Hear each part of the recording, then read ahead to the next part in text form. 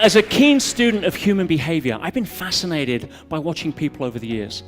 And one of the things that fascinates me the most about us as a species is that we seem to be hardwired to disagree with each other.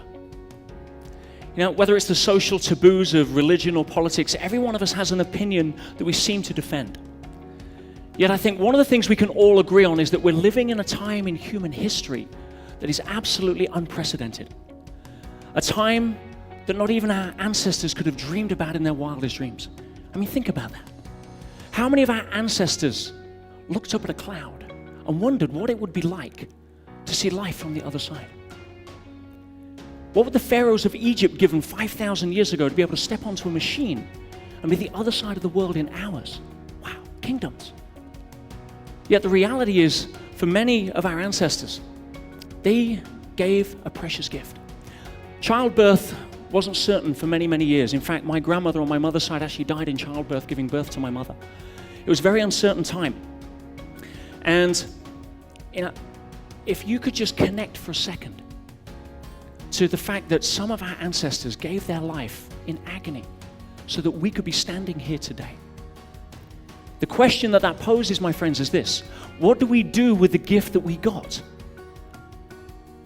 Now, some of us would say quite a lot. Some of us would say we're living in a time now where technology is so overwhelming, so incredible, that even just 20, 30 years ago, we couldn't have imagined the world that we live in today. But that technology comes at a price. It generates its own level of paradox. One of the paradoxes is that right now, there's so much information that's out there that we are literally overwhelmed, and the emotional route tends to be overwhelmed, which leads to confusion, which leads to inaction.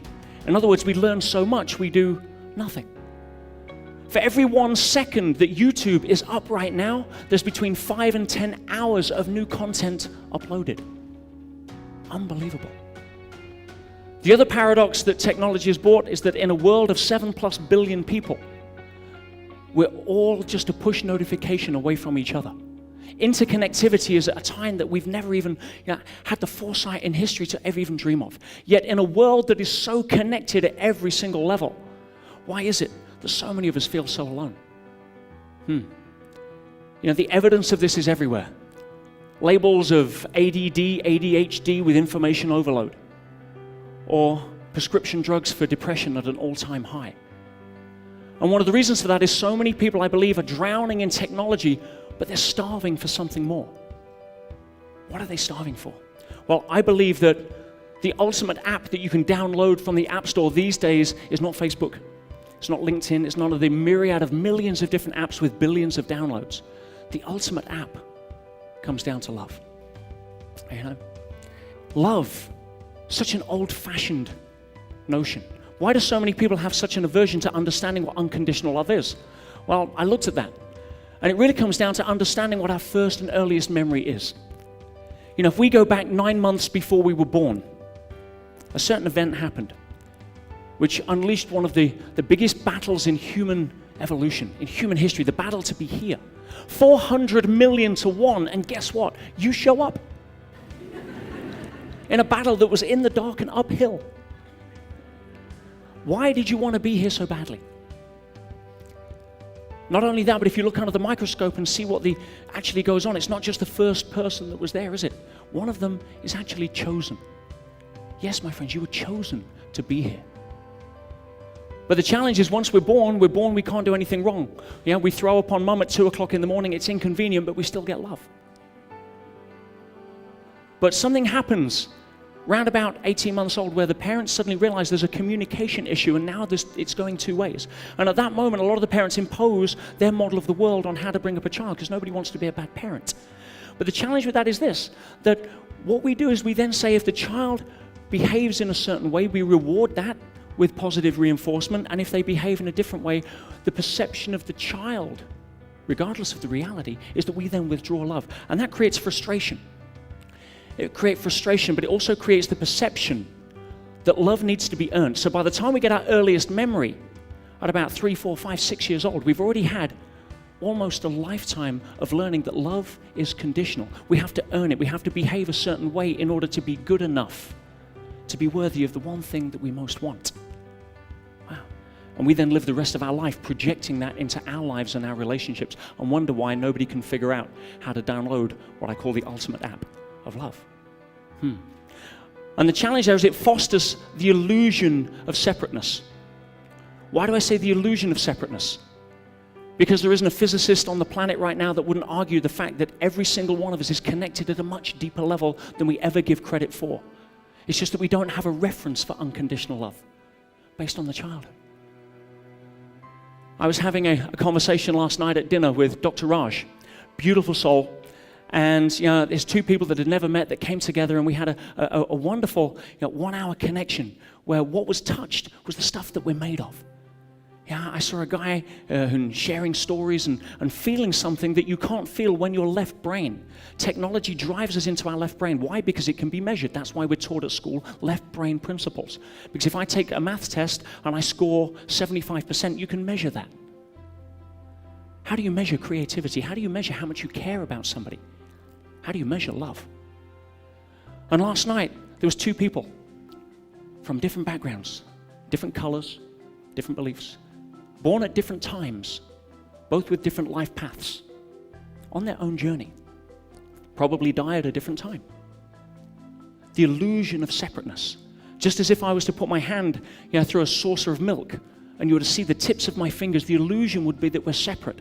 Whereas if you take the milk away, we realize we're all connected.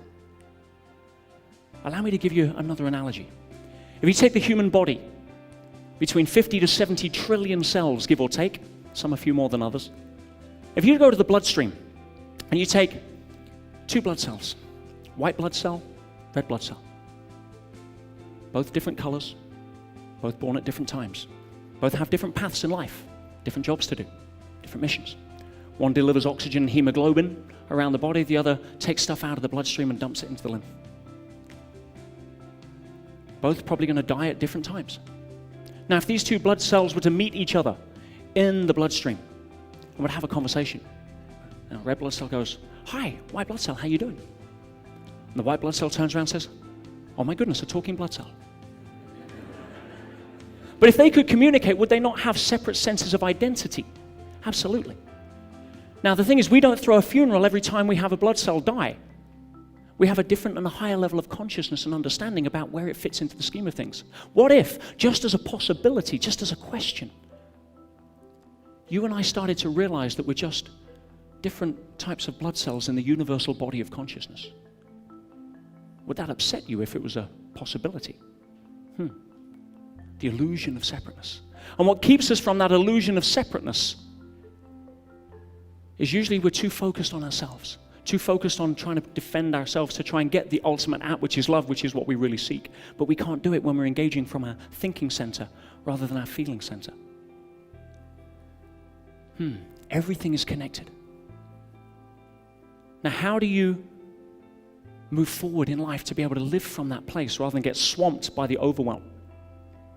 Well, sometimes it takes tragedy. Sometimes it takes a significant emotional event. September the 11th, 2001. Many of us remember where we were on that day. Just notice your emotional connection to the date itself. I myself was in Hawaii at the time on a seminar with Tony Robbins. I was part of the leadership team, and we were facilitating a 9-day event called Life Mastery. And what happened at about 2 o'clock in the morning local time, so we woke up to that news. And we realized that we had 2,000 people about to wake up to that news from 80 countries, including Palestine, Israel, Afghanistan, many from the US, and over 100 from New York. Our job was to get the people into the room so that they can understand, try and make sense of what was going on, and Tony would come out and hopefully reframe and deframe some level of meaning so that we could have some level of certainty as to how things were going to continue or not. And while Tony did an amazing job, it was hearing some of the stories that came out of the room that day that was so impactful. One of them I remember clearly. There was a woman who stood up, and she turned around and says, now I know the reason why I'm here. She said, 2 years ago, my fiance was killed in a car crash. But the meaning that I took out of that was that love isn't for me. Never get too close to people in case it's taken away. She said 6 months later, 18 months before, she met a guy and they started dating, but she kept her distance. And it got to a point where he wanted to take the relationship to the next level, but she wasn't comfortable. And she says, you know something, I know I want to go to this seminar in Hawaii, and he wasn't really that agreeing, but she says, I want to go anyway. There's a reason why I want to go. She says, I now know the reason I came. She says, last night, I was listening to one of the speakers. One of the speakers was a woman called Kathy Buckley. Beautiful, beautiful woman. Now, Kathy's story is incredible. She has a great message. She was born 50 years ago hard of hearing, but at the time it was misdiagnosed. And it was misdiagnosed because in those days we just didn't have the ability to look too far ahead like we do today. Too stuck here, not enough here. And so she was put into a special care where she wasn't really given the love that we so crave. As a result of that, she developed poorly, she was introverted, and she couldn't really communicate very well. In her teenage years, she was abused by members of her family. In her 20s, she got cancer. She managed to get over that, and then a little later in life, she was lying on a beach, and a lifeguard ran over her face in a 4x4. And we think we have problems. And Kathy stood up and says, you know something, I can't rely on life giving me what I think life should owe me, because it doesn't work that way. Life is a mirror, my friends. It'll reflect back what you put into it. You get angry with the mirror, it has no choice but to get angry back. Why? Because outer world follows inner world, not the other way around. And when Kathy finally understood that she'd been complaining at the mirror her whole life, wondering why she wasn't getting what she wanted, she took a stand. She learned how to communicate. She found out she had a gift for making people laugh. She stood in for a friend at a comedy night at a local bar. She won the night. She went to the regional finals. She won that. She went on to produce a book. She got her own show. She turned her life around and really became an example for so many people. But her message was very powerful. Her message was this, that you cannot drive through life looking in the rearview mirror. You're going to crash and miss the scenery. You cannot dance through life with a ball and chain of your past around your leg. It just doesn't work. And this lady in the morning of September the 11th got up and says, when I heard Kathy say that, I knew what she meant. I found my breakthrough. I knew what I'd been doing. I ran back to the room and I called my partner and I left a message on his voicemail. I says, hey, honey, I'm coming home after the seminar. I see what's happening. Let's get married. And the next morning, he called her and left a message on her voicemail from the 104th floor of the World Trade Center to say that the building had just been hit. It was filling up with smoke, and he thought he was going to die. But he didn't care if he was going to die, because having listened to her message, if that's what it took to get to the place in his life where he could feel like that, he'd die a happy man. Now, I listened to that voicemail. I could hear the people screaming in the corridor. And then the line went dead. And he went down with the building. And this woman stood up in front of 2,000 people with every right to turn around and say, you know something? See, I told you so. Life's doing it again. This just validates everything that I've just lived for the last 2 years. But she chose not to do that. She says, you know something? I've played that game. Yeah, it's a tunnel with no cheese. Says instead, the meaning I choose to take out of this is that life is precious. That I'm going to live every single day squeezing every single drop out of every moment that I can. Do you know why? Because if I'd have done that 2 years ago, I'd be married by now. And she inspired me and 2,000 other people to step up and live from a place over the next 9 days of that seminar with more passion, more commitment to playing full out, more commitment to serving and communicating with each other than we could ever have done. And people say to me, you know, where were you on 9/11? I tell them the story. I also say that out of all of the growth that happened through that experience, out of all of the lessons that we took, all of the transformation that we saw, to this day, 9/11 was probably one of the most incredible, amazing, and uplifting and inspiring days I've ever had the privilege of being able to live. But the message was clear. It never matters what happens to you in life, my friends. That's a story. That's what keeps us here instead of here. The only thing that matters is what we do with the story. For some people, divorce is traumatic. For others, it's freedom. It's how you write the story. How do you hold the pen? Now, if we can come from that place, if we can start letting go of the chains of our excuses and playing small and embrace the potential that we have as people, life opens up. Then we can start to use technology for what it was designed for, to further the human potential, to further the human spirit, not hide behind it. And from that place, we can start moving forward. It doesn't take a lot. leaving your phone downstairs at night so that the first thing happens when you wake up is you get in touch with how grateful you are to still be here, rather than check your email before your feet touch the floor. To be able to sit across from somebody you love, having a meal without checking your phone, but being able to communicate while you fuel your body about how grateful you are to be in that moment that night, like I was with Dr. Raj. Precious moment. Doesn't take much to be willing to step forward and say, you know something? Here's who I am, faults and all, vulnerability, authenticity. I don't care if I risk losing connection or not. I'm going to step up and be who I am. And from that place, you'll find the paradox is that we get more connection, because that's really what people want, is it not?